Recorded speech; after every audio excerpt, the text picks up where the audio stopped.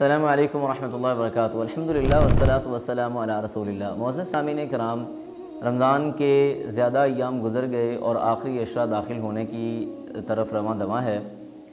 حضرت عائشہ رضی اللہ تعالی عنہا رسول اللہ صلی اللہ علیہ وآلہ وسلم کے بارے میں ارشاد فرماتی ہیں کہ جب آخری عشرہ رمضان کا داخل ہو جاتا تو شد مئزرہ، رسول اللہ صلی اللہ علیہ وسلم اپنا تہبند کس لیتے۔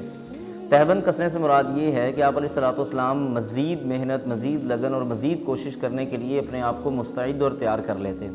اور اسی طرح فرمایا کہ احیا لیلہ، رسول اللہ صلی اللہ علیہ وسلم پوری رات جاگا کرتے تھے۔ وایقظ اہلہ، اور اللہ کے رسول صلی اللہ علیہ وسلم اپنے اہل و عیال کو بھی جگایا کرتے تھے۔ یاد رکھیں، رمضان کا پورا مہینہ یہ رحمت کا مہینہ بھی ہے، یہ مغفرت کا مہینہ بھی ہے، یہ جہنم سے آزادی کا مہینہ بھی ہے، اور خاص طور پہ جو آخری عشرہ ہے یہ بہت زیادہ محنت کرنے کا مہینہ ہے، بہت زیادہ محنت کرنے کا عشرہ ہے۔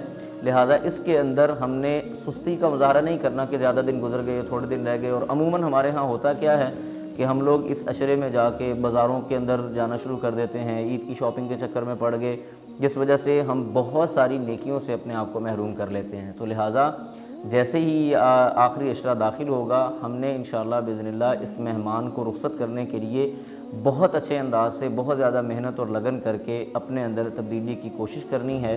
السلام علیکم ورحمۃ اللہ وبرکاتہ۔